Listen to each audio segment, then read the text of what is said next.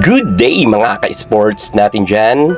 Pero para sa mga fans ng Creamline, mukhang hindi maganda ang ating ibabalita ngayon. Paano ba naman kasi sa pagkatalo nga ng Creamline Cool Smashers kontra sa Signal HD Spikers, hindi pa rin dito makamove on ang ibang mga bashers kung saan tinotodo na talaga nila ang pangpabash sa Creamline Cool Smashers. At isa na nga ang kanilang pinuntirya ay ang ating nag-iisang Pinom Superstar Alyssa Valdez. Hindi talaga siya pinatawad ng mga kritiko kung saan nga isa nga si Alyssa Valdez sa tinutukan nila na pinagtatawanan nila sa Philippine Volleyball, at marami talaga silang mga komento hinggil kay Alyssa Valdez na di umano laos na raw ito at mahina na ang tuhod at pinagre-retiro pa nga nila. Aalamin natin ang buong kwento sa kabila ng kabaitan ng ating nag-iisang superstar Alyssa Valdez. Marami pa rin siyang bashers. Pero bago ang lahat, kung bago ka sa akin channel, subscribe na. Click ang ating notification bell para lagi kang updated sa lahat ng issue sa volleyball. Susunod na.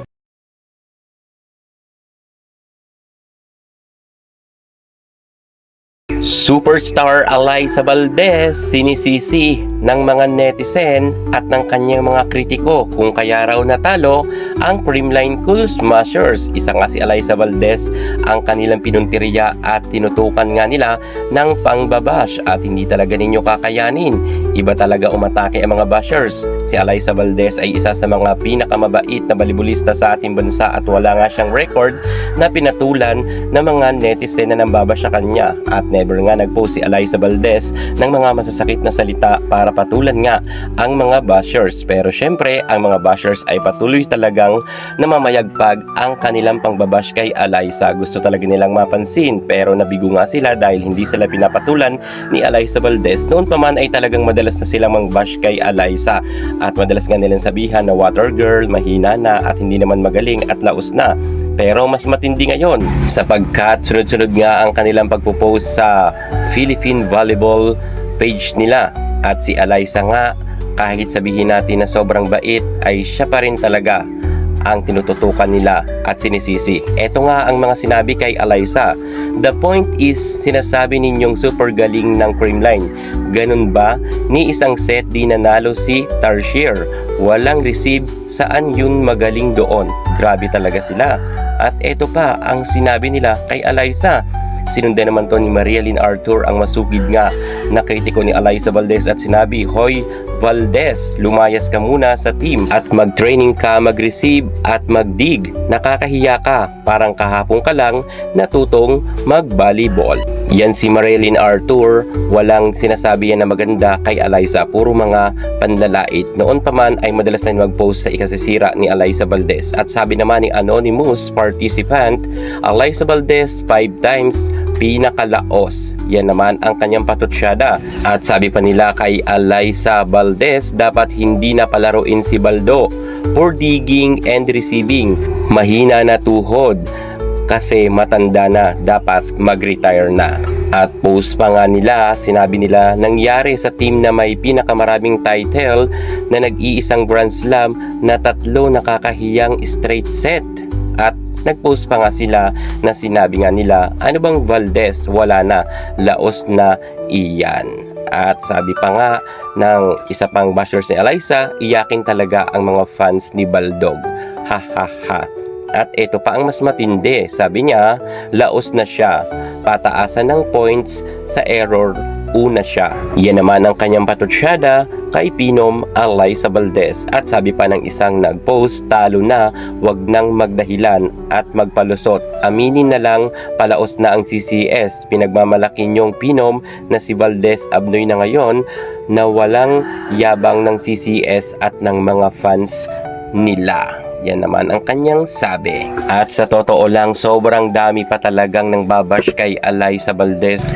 Kung talagang pupuntahan ninyo ang Philippine Volleyball page, grabe doon mga ka-sports. Kahit sabihin natin na si Alyssa nga ang naka-front nila, sa kanilang caption ay si Alyssa naman ang madalas nilang laitin. Sobrang dami pa talaga niyan. Siguro kahit anong mga sinasabi nila kay Alyssa Valdez na mga panglalait man or mga pangbabash, hindi talaga sila papatulan ni Alyssa Valdez. Ayaw naman ni Alyssa maging cheap para sila patulan pa.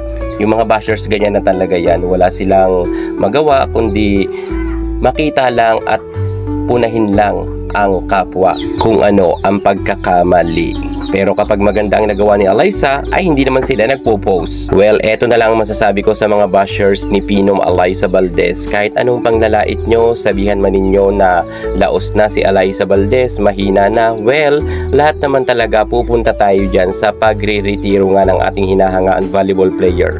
Malaos man si Alyssa Valdez, at least naranasan niyang sumikat at sobrang tagal niyang sumikat mga ka-sports, at ang respeto at pagmamahal nga ay hindi rin mawawala kay Alyssa. Mangilan-ngilan lang naman yung mga bashers dyan ni Alyssa Valdez. Ito yung mga bitter na mga bashers dahil yung kanilang mga idolo ay hindi nga sumikat ng kagaya ni Alyssa Valdez, na talagang ang respeto ay binigay kay Alyssa at naging face of volleyball pa sa ating bansa. Sa totoo lang, si Alyssa talaga ang dahilan kung bakit nakilala nga ang volleyball sa Pilipinas. Kung kaya si Alyssa, kahit ang mga coaches, ay malaki nga ang kanilang respeto sa nag-iisa nating superstar, Alyssa Valdez. Kaya yung mga bashers dyan, siguro inggit na inggit sila kay Alyssa Valdez dahil yung mga iniidolo nga nila ay hindi masyado nabigyan ng pansin. Hindi kagaya ni Alyssa Valdez na kahit sabihin natin na humina na, hanggang sa kasalukuyan ay marami pa rin nagmamahal sa kanya. Kahit yung mga kilalang mga atleta rin ay si Alyssa ang hinahangaan. Kahit yung mga ibang artista, sobrang si Alyssa nga ang kanilang minamahal dahil humble nga raw ito. Kaya yung mga bashers dyan, hanggang bash na lang kayo kay Alyssa.